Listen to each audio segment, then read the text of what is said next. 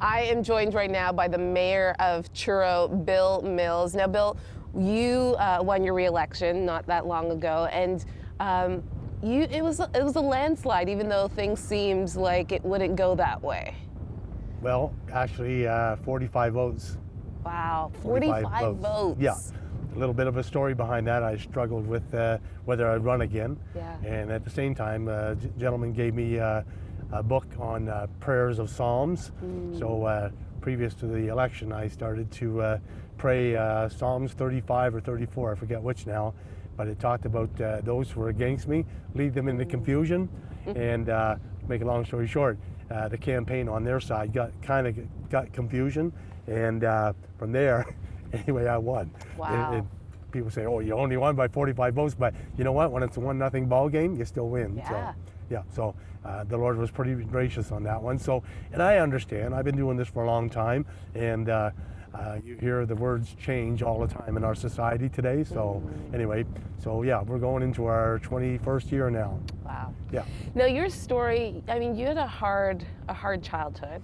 Your dad was an alcoholic. Yes. At one point, your brother, and your mom had to flee and leave the house. Pretty well, yeah. What was that like growing up in that atmosphere? I was about 6 or 7 years old at the time, and at the time, it was a whole new experience to me. Okay, and I thought it was kind of a game, and I think in my testimony I talk about the fact that when I had to wake up in another house and realize that we weren't going back, then I think it was game over, and this was the real hard thing. And so, you know, that happened, and then shortly after that, I was shipped off to Kitchener, Ontario to live with my sister. She just got married, so the family gave me to them as a wedding gift.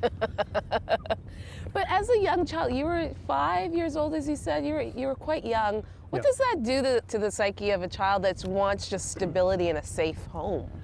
Well, I guess the big thing for me was I really didn't know what to think. You know, the idea of a normal family, that was a foreign concept to me. And my brother was only 8 years older than me. He and I lived together for a while. My mom got sick. She went to the Kempo Sanatorium here in Nova Scotia for tuberculosis. And so we were alone for a lot, and we had no food. I remember one night we had absolutely nothing. And anyway, there was a knock at our door in the apartment, and we opened the door, and there's a great big box of groceries. And we just grabbed that box, pulled it in, and anyway, the fire alarm went off shortly after we started to eat. My brother said, "We're not going anywhere."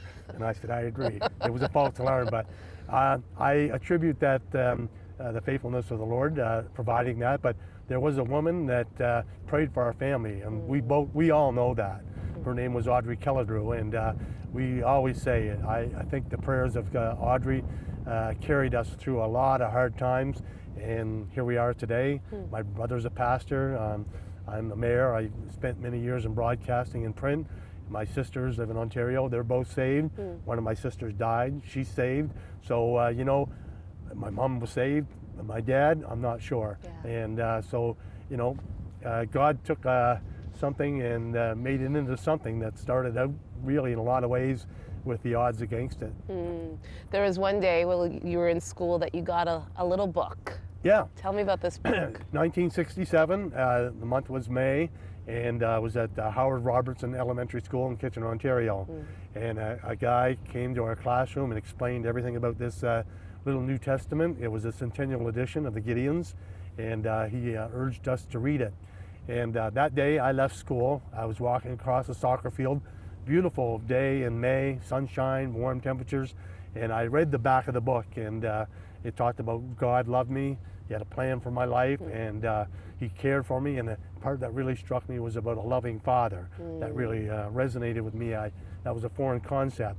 But anyway, I guess I'd be close to 10 years old at the time. And what I did is I prayed that prayer. I signed on the dotted line, and I became a Christian that day. I believed in Jesus Christ. After that, I wish I could say everything was really rosy, but then I developed asthma. I was in the hospital, and I used to shake my fist at God and say, you know, I invite you into my life, and this is what you give me. Like, thanks a lot. Okay, hold that thought. We're going to return soon with Mayor Bill Mills. We're going to hear his story of how finding Jesus and finding that Bible was not the end of his journey, but just the beginning. Stay with us. We'll be right back.